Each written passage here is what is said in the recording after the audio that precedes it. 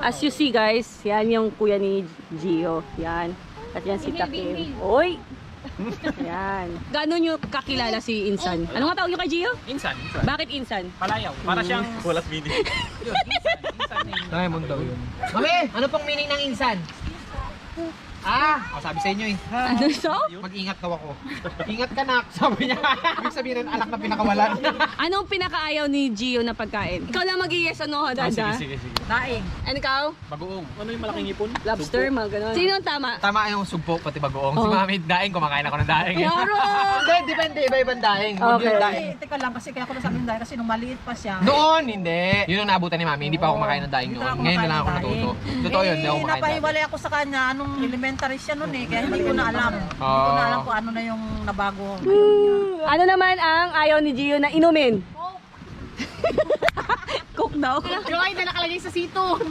Ay, yun ang inumin ulit yun. Yung Sito Battle, yung laman yun, Joy. Ininom niya. Sabik na sabik kasi kami sa Sito dati. Siyempre, pag nakakita ka ng Sito o anong soft drinks, hindi namin mabili yun eh. So parang, uy, may Sito. Bukasan agad, inom agad. Hindi ko alam, sabon pala yung laman nun. Panghugas pala ng Sinadya plato. niyo yun? Hindi. Panghugas talaga kasi ng plato yun. Ha? Ayaw niya ng kape. Ayun. Ayaw niya ng kape. Mas alam ko nung maliit pa siya. Kasi nung malaki na siya, wala siya sa akin eh. Kaya hindi ko talaga alam ka na hindi na siya kasi Hindi ko kasi tanong-tanong ko. Ano naman ang pinaka-paboritong inumin ni Gio? Nung maliit pa siya, ang gusto niya fresh milk. Kahit madaling araw, talagang pag ginising ko siya, baby, may uwi akong fresh milk. Kasi si Mami katrabaho siya dati, uwi siya madaling araw. Ang uwi niya sa akin, fresh milk, tsaka Hansel o kaya Pita. Madaling araw kasi uwi niya kasi ano siya nun eh, sa hotel siya nagtatrabaho nun. Gatas. Gatas. Ikaw yung laging kasama eh. Ikaw yung pinagmamalaki yung idol niya eh. Hindi, ano ba dito? Alak. Beer lang yan, di nag-heart. Yan ang lagi kong kasama. Yan nakita yung mga fresh milk na yun. Kasi pinapayag na sa akin, pag magkasama kami, alak. Shot na tol, shot na. Opo, si Papa. Ikaw daw inom daw, Papa. Wag, no alak. Paborito niyang ulam. Sardinas! Maliit pa talaga sardinas. Sabaw. Anything, basta sabaw. Sabaw Kahit lang. sabaw na Milo, sa kanin, kahit wala nang timpla yung tubig. Bigyan niya ng tubig, tsaka asin yung kanin. Sabaw na Basta sa may sabaw, okay na yun. O ikaw? Alak pa rin! Pulutan! Ano pinaka-paborito niyang merienda? Merienda. Sa handaan, sis. Spaghetti. Spaghetti talaga. Kahit saan, malamig na spaghetti. Malamig. Galing sa rep. Oo, talagang malamig na Although wala pa kaming rep nun, so hamog lang.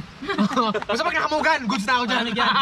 Kanya Gusto ko yung malamig. kahapon pa yung spaghetti, tapos kinabukasan. Yun. Ah. Na medyo personal naman tayo. Anong pinakaayaw na ayaw ni Gio na ginagawa sa kanya? Pag sinasaway siyang galawin yung gamit ng kuya niya. Kaya siya elementary, 4 years old, 5 years old. Lahat ng meron ng kuya niya gagalawin niya. Tapos pag sasawayin, ayaw niya, gusto talaga niya gagalawin niya kasi sa kuya rin daw niya yun.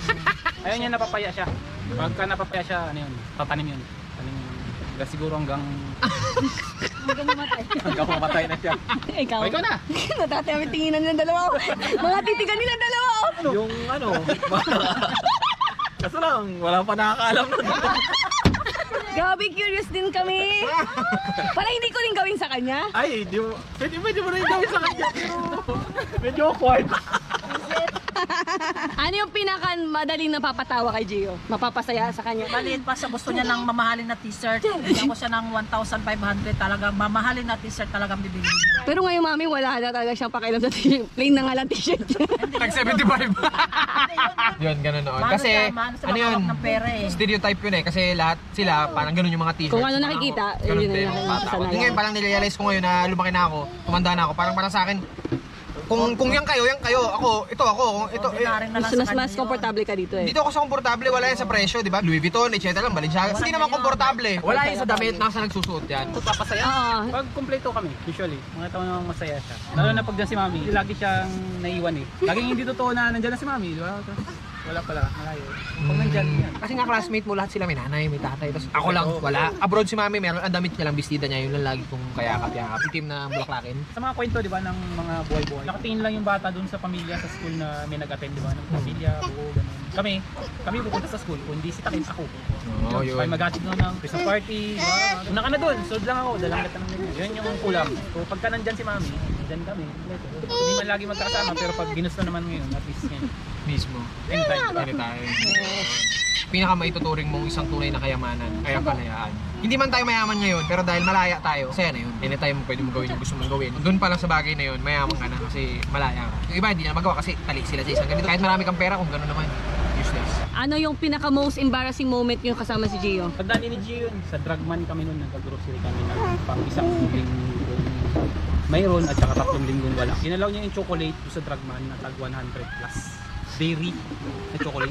Cadbury, parang Cadbury. Diba? Biyak. So nakita siya ngayon nung sales lady, dinala siya sa guard. Kasi ako nag-grocery ako. Paikot-ikot na siya dun. Doon pa ako ng guard. O sir, na po ng kapatid nyo, kailangan niyo pong bayaran. Ano naman yung pera namin noon, ano yung pang grocery namin, pang isang linggo nga, 3 linggong wala dahil wala namang padala si mami, isang buwan ulit. So limit na limit talaga. Alam mo, mumula ka kasi bawas ako ng binili para bayaran niya yung Cadbury na yun. Medyo nakakahiya. Hindi nakakahiya na hindi naman bilhin eh, di ba? Kasi noon, wala kami pang bilhin. Wala talaga. Kailangan mo dilata, noodles, para matagal. Medyo awkward, balik yung iba, pinamili para bayaran yun. Okay lang sana, di ba, yung gano'n na, ay, walang problema, sige, sama mo na yun dyan. Di ba? May pambayad naman, di ba? Ayun, yung nasa isip mo, laki nito, 100 plus. Lang sardinas na yan, itlog. Bigas. Panahon na yun, mga murang-mura pa yun, sa 100, marami ka nang mabibili. So ayun, narinig nyo kanina yung mga katanungan natin na parang basic lang, mga simpleng tanong lang na para at least malaman natin kung ano si Gio sa family niya.